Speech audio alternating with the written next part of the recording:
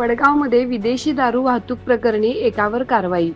वडगाव तालुका Hatkanangale police ठाण्याच्या हद्दीत विनापरवाना विदेशी दारूचा साठा ताब्यात बाळगून वाहतूक केल्याप्रकरणी एका व्यक्तीवर गुन्हा दाखल करण्यात आला आहे।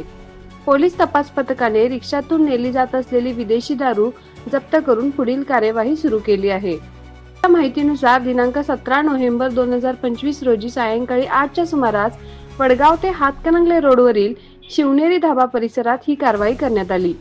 सदर रिक्षा क्रमांक MH09EL 4254 मधून विविध कंपनीच्या विदेशी दारूचा साठा विनापरवाना वाहतूक केल्याची माहिती पोलिसांना मिळाल्यानंतर तपास करण्यात आला। या तपासात एकूण 2,42,760 रुपये किमतीचा विदेशी दारूचा मुद्देमाल जप्त करण्यात आला।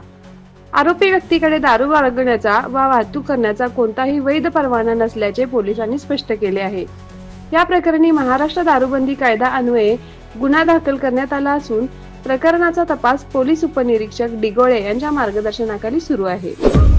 आपल्या परिसरातील महत्त्वाच्या बातम्या पाहण्यासाठी आमच्या नवसंकेत न्यूज चॅनलला YouTube वर सबस्क्राइब करा आणि बेल आयकॉन प्रेस करा।